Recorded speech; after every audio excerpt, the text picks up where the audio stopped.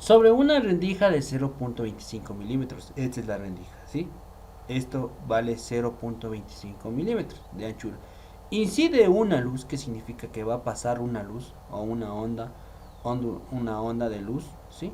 De 560 nanómetros de longitud de onda. Acuérdense que la longitud de onda se mide en nanómetros.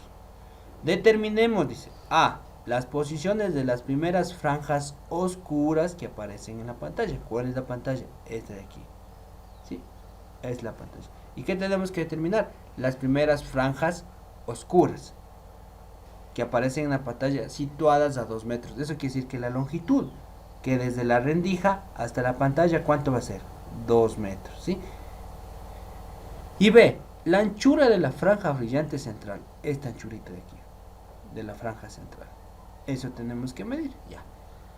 Miren aquí, tengo la rendija, tengo la distancia, aquí está la pantalla, el patrón de difracción y la gráfica de intensidad sobre la pantalla con los máximos y mínimos. ¿De acuerdo? Los mínimos son estos pequeños de aquí, ¿sí? Y los máximos son los más grandecitos, que en este caso es este de acá. ¿De acuerdo? Sacamos como datos la distancia de la rendija, es 0.25 milímetros, que transformado a metros nos da 2.5 por 10 elevado a la 4 metros. La longitud de onda, que es igual a 560 nanómetros, que es igual a 5.60 por 10 elevado a la menos 7 metros. Y la longitud desde la rendija hasta la pantalla, ¿cuánto es? De 2 metros. Ya. Entonces, ¿qué vamos a hallar primero? Las posiciones de las primeras franjas oscuras que aparecen en la pantalla situadas a 2 metros. ¿Con qué fórmula se halla? Para hallar este cálculo, primero tenemos que saber que las primeras franjas oscuras corresponden al índice de refracción 1. N es igual a 1. Ya. ¿Y cuál es la fórmula que nosotros nos permite determinar las primeras franjas oscuras? Esta de aquí.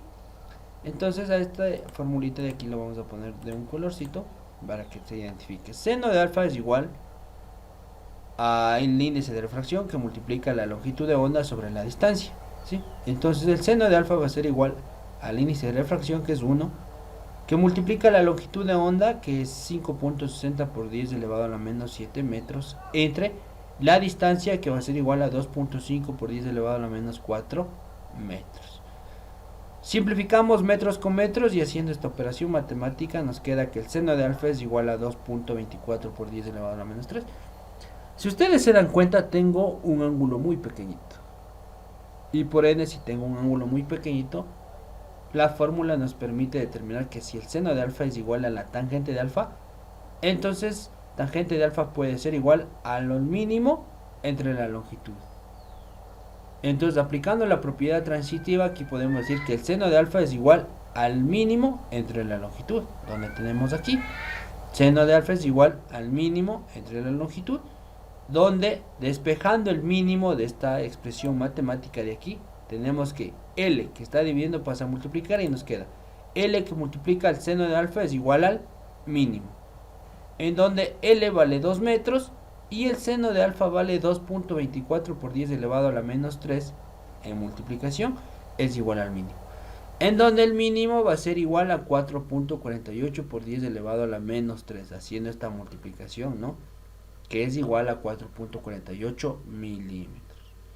Entonces nosotros podemos determinar que los primeros mínimos están situados a 4.48 milímetros ambos lados de franja brillante central. Aquí, el mínimo son estos de aquí. Están situados a ¿cuánto? A 4.48 milímetros.